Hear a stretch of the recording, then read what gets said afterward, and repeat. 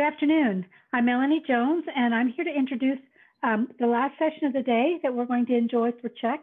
It is called Single Pane of Glass, Managing 1,000+ Wireless Access Points. It has been pre-recorded by one of our wireless technicians, Darren Mohling, and he will be available at the end of the session to answer questions live. So if you please use the link in the chat to submit your questions, we'll follow up with Darren when the video is over. Thank you. Welcome to Digital Czech 2020. All right, we're good. Thank you, Sandy. You're welcome. I'm starting the timer for 18 minutes. Managing 1,000+ Okay, I'm going to watch it, Darren. APs. Okay. Hello, Czech attendees. My name is Darren Mohling. I am one of the network administrators here at ESU. Today, I want to share with you a little bit of information about wireless management in an ever-changing environment. Let's start at the beginning to give you some history of our own Wi-Fi ups and downs. Our first attempt at Wi-Fi was all right for the early Wi-Fi years. Cisco Systems Wireless was our first go-to in uncharted territory of indoor wireless on campus. Pictured here was the latest and greatest AP for the time, a Cisco 1130 AP. I believe that was an ABG 2.4 GHz capable radio. That network consisted of about 120 APs deployed within campus buildings. Our res hall coverage was spotty at best within our 50 to 100-year-old buildings. The students' Wi-Fi was convenience that just didn't perform very well in actual dorm rooms.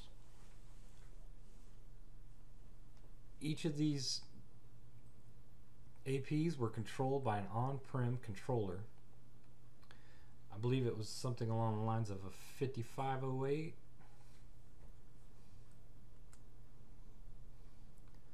As time passed on, demand for wireless coverage in all areas, including outdoors, was becoming apparent. Wireless started becoming difficult to manage without dedicating full-time staff to maintain all the different networks consistently throughout our campus. The ESU administration heard the students' need for better wireless and gave the marching orders to find or create a more affordable solution with outdoor coverage. Network staff at the time started looking into alternatives to their current wireless setup. Campus-wide coverage inside and outdoors was going to be a large task that had never been done before on ESU's campus. The network team at the time discovered Aruba Wireless with all of its amazing capabilities, utilizing ClearPass as a tool to create wireless network rules and AD authentication.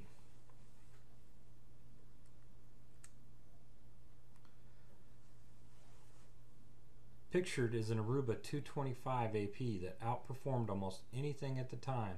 They started utilizing 2x2 and 3x3 MIMO technologies.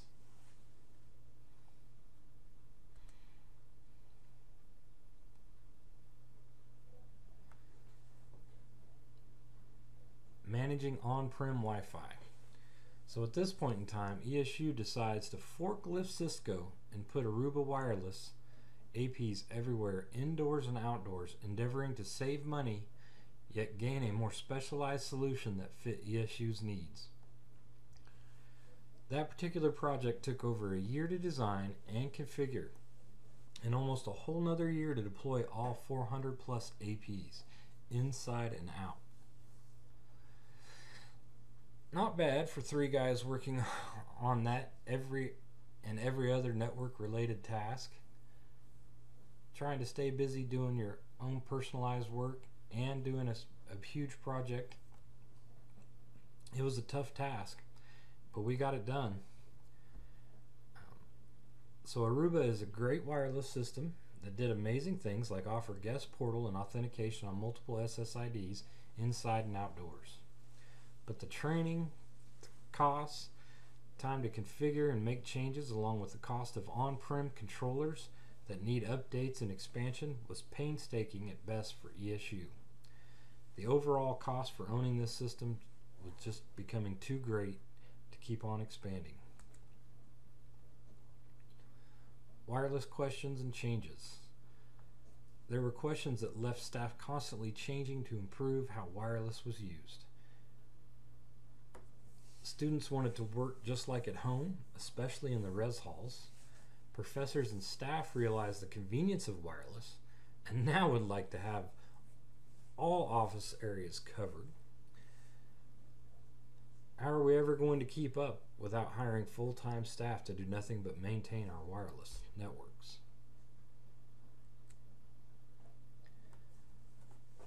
Airheads Wireless Conference. So at Airheads Wireless Conference in Las Vegas, we learned that HP bought Aruba without any prior notice or warning to ESU. They now had we had an HP product, which didn't set so well with a lot of folks at ESU. ESU has always been more of a Cisco shop. This left us wondering where Aruba was headed under the direction of HP. Was it another 3Com and going to be absorbed and fade away? At that point, we started looking into the future. It looked bleak.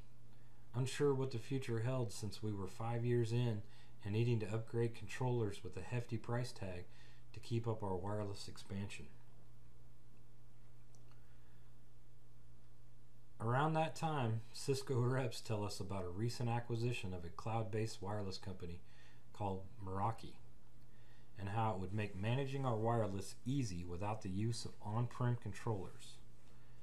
It sounds great, but that only works for small medium business, not enterprise class networks, right? Wrong. Turns out Cisco Meraki had been growing rapidly right along with great R&D and can handle any size deployment even with mesh capabilities. But what about the cost of changing to another wireless solution? Here we go again. Cost to change can be expensive. The network team had a decision to make. Figure out the best way to go about upgrading our current Aruba HP controllers at a substantial amount of money, or try to switch entirely to a new wireless system. This decision was not easy, an easy one to make considering how much money, time, effort was put into developing the current Aruba platform. The network team decided we could change platforms again by eliminating the need for wireless controller upgrades and staying right where we were with Aruba, and start dedicating the money towards the purchase of new Meraki APs. We were able to spend that money on new different Meraki APs and licensing without the need for an on-prem wireless controller. So more or less we took all the money from what we were going to upgrade to with Aruba and just started sinking into purchasing APs and licensing. Not needing any controller saved us a ton of money. Here's a picture of some of what the Meraki products look like. Picture it looks like some Meraki 30Hs and a couple of switches. And so it begins, another wireless system to learn.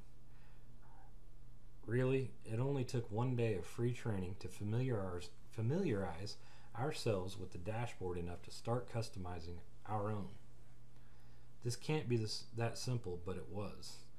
In little to no time, we got our new wireless networks designed, built, and tested.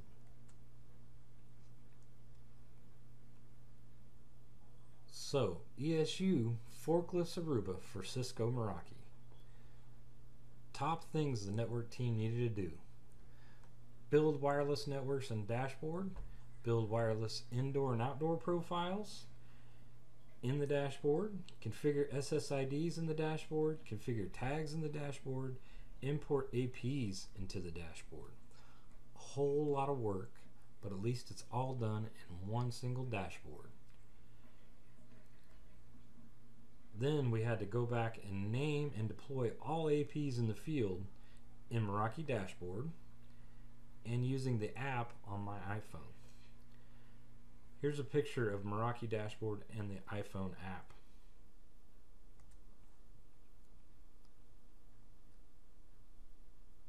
80% coverage after migrating to Meraki. 80% of the campus was covered at that point. We put it inside the buildings and outdoors. ESU balanced having 2 wireless solutions in play at the same time. We overhauled one building at a time with Cisco Meraki while keeping Aruba Wireless up and going in other buildings. This was a real trick. Students were a little bit confused, but we managed to get through it okay. The Meraki migration took less than 9 months using 2 staff members and 1 student worker. Of course, most of the cabling was already in place, which sped up the process. When all of the main campus buildings were completed, it was time to concentrate on the res halls. One of the biggest complaints by students was the dorm Wi-Fi. Our biggest hurdle, improving Wi-Fi in the res halls. Wi-Fi coverage is almost impossible using hallway APs that don't actually cover everywhere inside the dorm rooms. We needed to find a better solution for our students.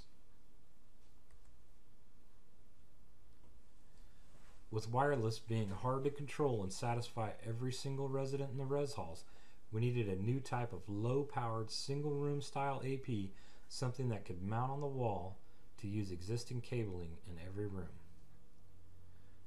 The biggest complaint, it just doesn't work like at home.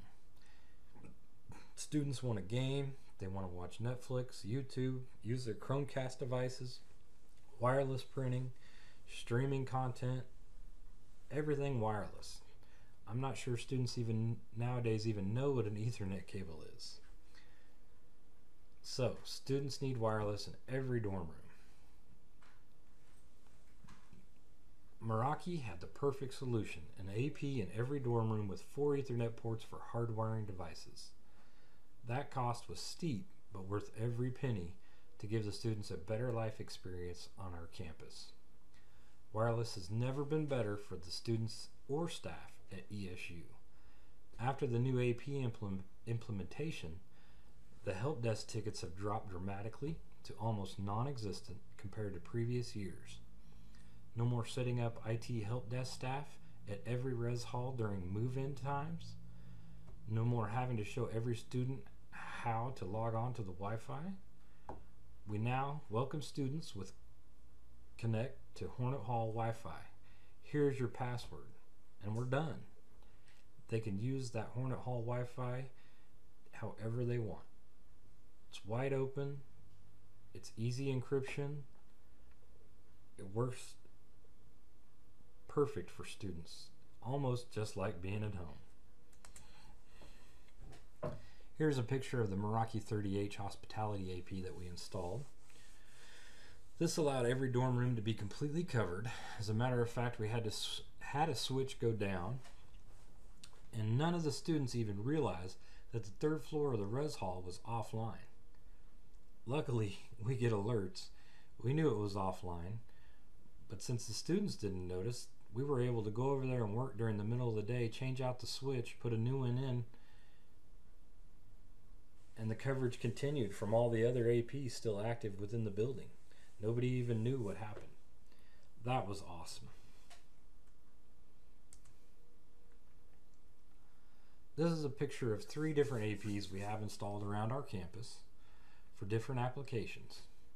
The MR52 is a great high-density 2 gig uplink ports available for channelized bandwidth. It shows you there's a power port, power over Ethernet, and a network port. You can run 1 cable to these APs or 2 cables to the APs and channelize them for twice the bandwidth. And it actually works. Aruba had the same thing on their 225s, but it never worked. Any of these APs will come up with automatically mesh with other existing APs if no network is detected, meaning as long as it has power, it will work using other APs around it as a wireless extender, which is a pretty cool feature. I know we have one of these in a concession stand that there's just no way we could possibly get Ethernet to, but we've got power there. So we put a PoE adapter in, plugged it in, brought it online. It meshed and synced up with other APs around it, and now there's wireless in that area that just wasn't there before. The MR72 for outdoor wireless coverage is another AP that we use. The one with 4 antennas sticking out of it. Just mounts on the side of buildings. It's pretty simple. The MR32 was another AP that we used in the top right. That's pretty much scattered throughout campus in all of our less dense populated areas. It's just a good strong AP, one of their first APs that we purchased from Meraki. With over 1,000 APs and lots of different wireless networks living on one dashboard, it becomes easy to use and has the ability to make changes on the fly without interrupting other networks, other APs, or all APs at once. Really good stuff. This single pane of glass, as they call it, has made managing multiple wireless networks a much easier, less complicated, yet more diverse and user-friendly environment. If this was a live check presentation, I would show you just how easy we can make changes to Wi-Fi, but it's not so. You just have to trust me, it works. The Meraki dashboard even has a wish button that allows you to give direct feedback to Meraki engineers for adding new features and tools to the dashboard that IT admin want and need.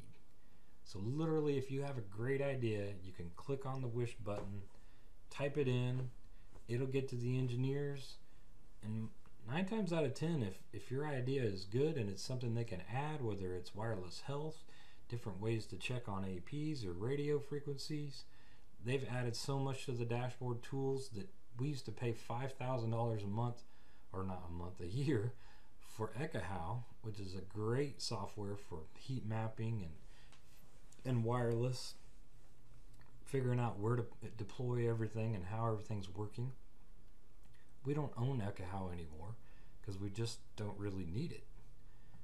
Meraki dashboard does almost everything we need right in the dashboard. We can ping devices. It shows us what AP neighbor radios are interfering, any rogue APs. I mean, just about everything you could want, it does. And they're continually adding to it. And the nice thing is that software is always updated by Meraki. It's not something we got to go down and upgrade and take days off or anything like that. It just happens. You come back to work and there's new feature updates all the time.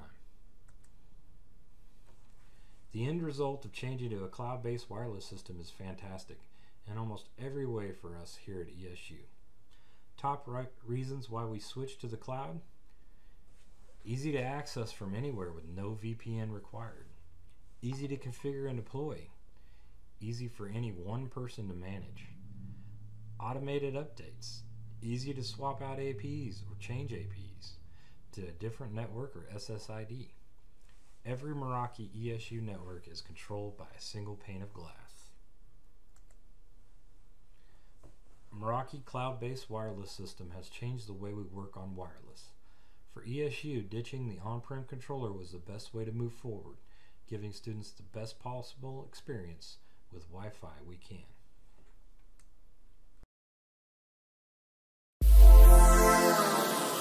Thank you everyone for watching today. That is the end of our video.